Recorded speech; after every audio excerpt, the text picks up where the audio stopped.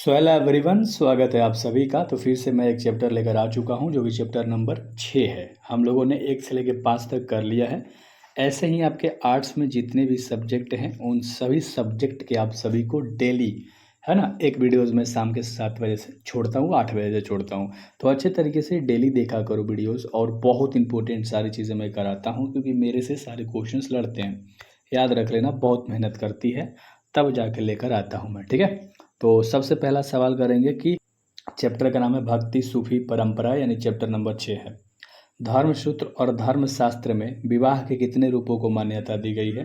तो कहोगे सर विवाह के 8 रूपों की मान्यता दी गई हैं। अगला सवाल है कि नैनार किस देवता की उपासना करते हैं? तो जो नैनार है वो शिव की, शंकर भगवान, अच्छे से याद रख लेना, शिव की नैनार करते हैं, ठीक है। अगला सवाल है कि 12वीं शताब्दी में कर्नाटक में वीर शैव परंपरा का नेतृत्व किसने किया था? तो वीर शैव परंपरा का नेतृत्व किया था बासबन्ना ने। याद रख लेना, 12वीं शताब्दी में, 20th सेंचुरी में कहोगे, ठीक है, सॉरी 12th सेंचुरी में, 12वीं शताब्दी में। अच्छे से याद हो गया होगा, कहोगे ठीक है। अच्छे से बस क्वेश्चन को देखो एंड देन उसका आंसर ट्राई करो कि आप बता पाओ, क्योंकि जब आप ऐसे अच्छे तरीके से पढ़ते हो ना आर्ट्स में तो फील आता है, जब फील आता है ना पढ़ाई करने का, क्योंकि आप एक कहानी की तरह पढ़ते हो ना यार, मज़ा आ जाता है।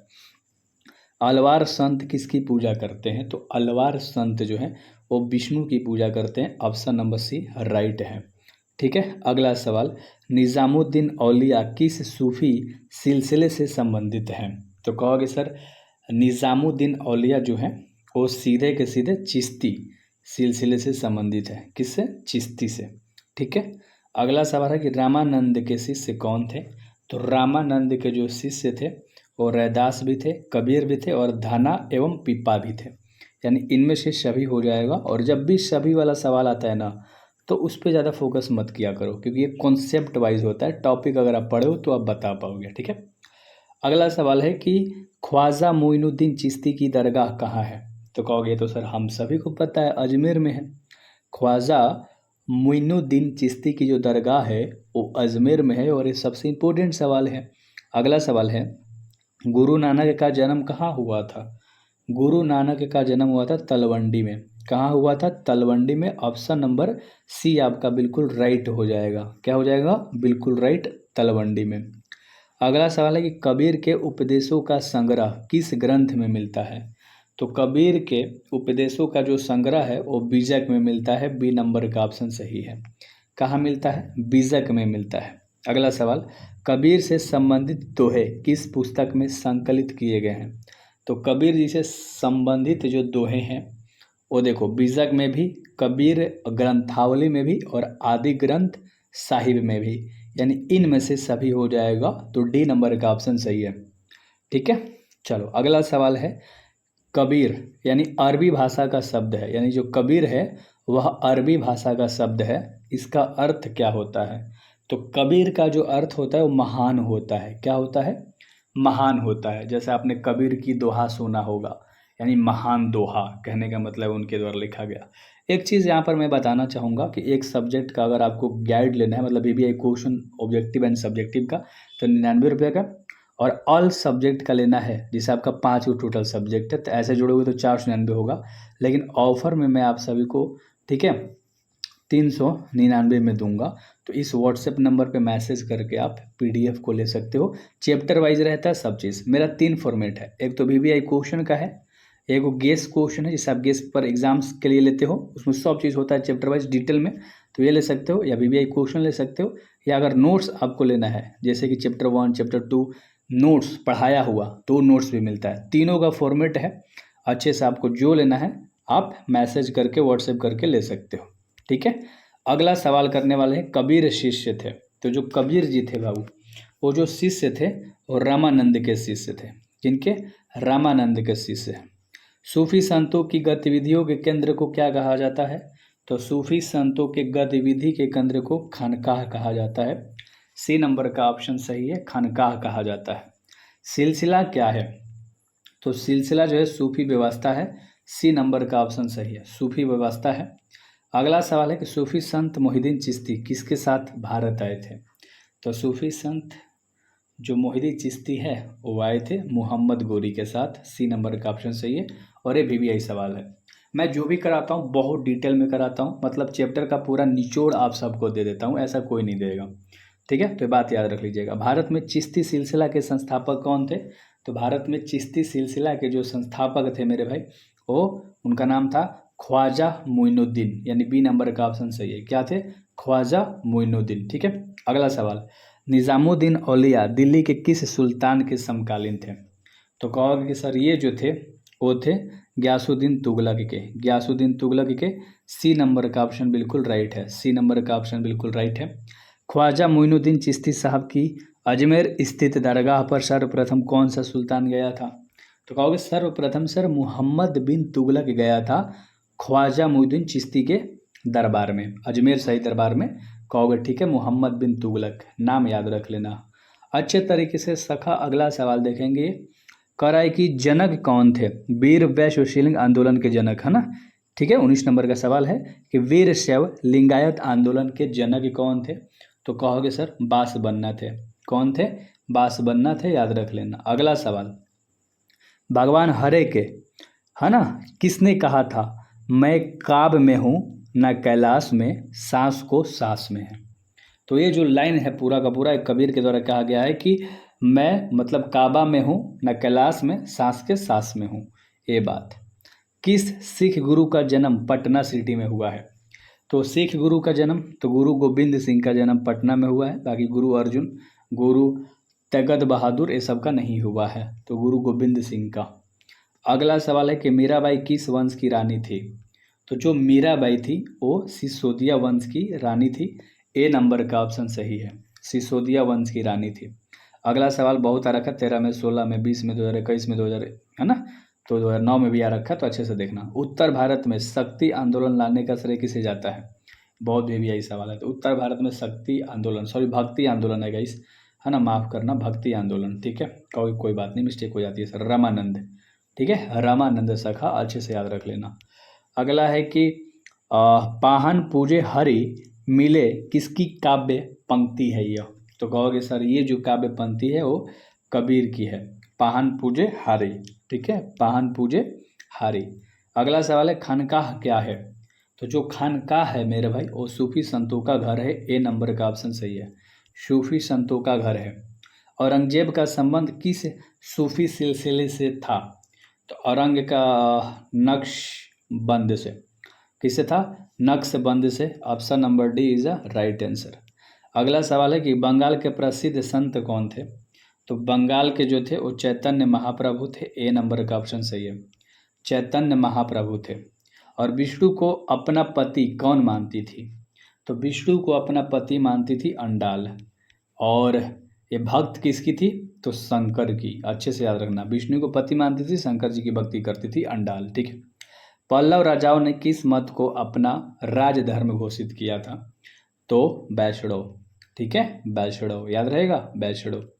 बंगाल में कृष्ण भक्ति के सबसे बड़े संत कौन हुए? तो बंगाल में हुए थे Chaitanya Mahaprabhu. Option number C सही है, ऑप्शन नंबर सी बिल्कुल सही है।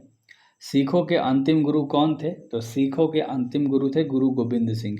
डी नंबर का ऑप्शन सही है, गुरु गोविंद सिंह। अगला सवाल है कि निज़ामुद्दीन औलिया की दरगाह कहाँ है? तो निज़ामुद्दीन औलिया की जो दरगाह है वो दिल्ली में है। ए नंबर का ऑप्शन सही है। सवाल 2025 में, 2023 में आ रखा है। ठीक है, मज़ा तो आ रहा होगा। तो ऐप है डिस्क्रिप्शन में, ऐप में भी आपको सब चीज़ मिल जाता है, जाके ले लो। PDF वगैरह, नोट्स लेना है ना, जो भी चीज़ लेना है आपको ऐप में मिल जाएगा, तो अच्छे तरीके से जाके ले सकते हो। मीरा किसकी भक्त थी? तो जो मीरा थी वो कृष्ण जी की भक्त थी। मीरा कृष्ण की भक्त थी, याद रख लेना। काशी में किस प्रसिद्ध संत का जन्म हुआ था? तो काशी में हुआ था कबीर की। बी नंबर का ऑप्शन सही है, काशी में कबीर का जन्म हुआ था। संत कबीर का जन्म कहाँ हुआ था? तो संत कबीर का जन्म वाराणसी में हुआ था। कहोगे ठीक है, कोई दिक्कत नहीं है सर, काशी में किस प्रसिद्ध का जन्म हुआ था? तो कहोगे कबीर का, और उल्टा पूछ दिया कि संत कबीर का जन्म कहाँ हुआ था? तो वाराणसी में। कहोगे ओहो सर, सेम सवाल बस घुमा दिया। हाँ बिल्कुल। अगला सवाल कर रहे खालसा पंथ की स्थापना किसने की थी? तो खालसा पंथ की स्थापना गुरु गोविंद सिंह ने किया था। ऑप्शन नंबर सी बिल्कुल सही है, गुरु गोविंद सिंह ने। निम्न में से महिला संत थी, तो जो महिला संत थी वो मीरा तो महिला संत है, अंडाल भी है और कराइकल भी है, तो सभी हो जाएगा, कराइकल, मीरा, अंडाल, याद रख लेना ये तीनों नाम। कहोगे ठीक है। अगला सवाल है कि कराइकल अमियार नामक महिला किसकी भक्त थी? तो कहोगे सर ये आपने कराइकल के बारे में आपने बता रखा है, शिव की भक्त थी, शिव की भक्त थी, याद रख लेना। शाहजहां की किस पुत्री ने ख्वाजा मोइनुद्दीन चिश्ती साहब की अजमेर स्थित दरगाह का वर्णन किया था? तो कहोगे कि सर जहां आरा नाम था उस पुत्री का, है ना, शाहजहां की जो पुत्री थी वो जहां आरा थी, है ना, जहां आरा। ठीक है। महाराष्ट्र के संत कौन थे? तो महाराष्ट्र के संत थे, देखो तुराकाम महाराष्ट्र के थे, रामदास महाराष्ट्र के थे, ज्ञानेश्वर महाराष्ट्र के थे, तो इनमें से सभी।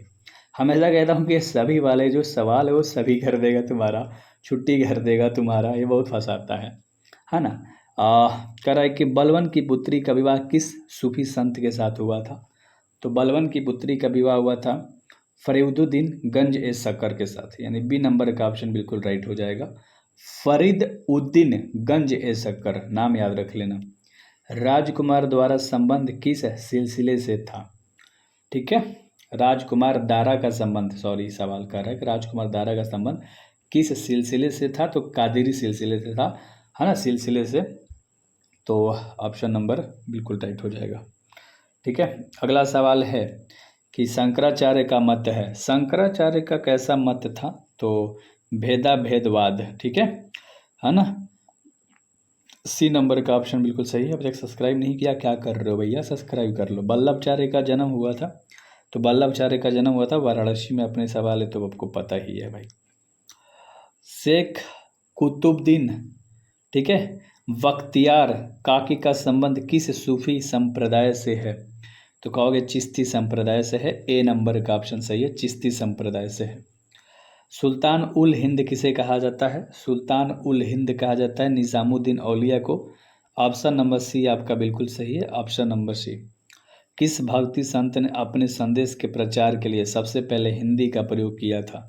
तो कहोगे कि सर रामानंद, सी नंबर का ऑप्शन सही है, रामानंद ने।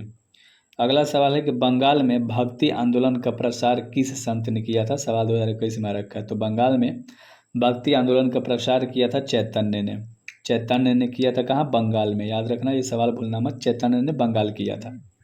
कहोगे ठीक है। लिंगायत आंदोलन का प्रादुर्भाव कहाँ हुआ? 2023 में सवाल आ रखा है। तो कहोगे सर इसका राइट आंसर हो जाएगा कर्नाटक, बी नंबर का ऑप्शन सही है। क्या हो जाएगा? कर्नाटक। सत्यार्थ प्रकाश किनकी रचना है?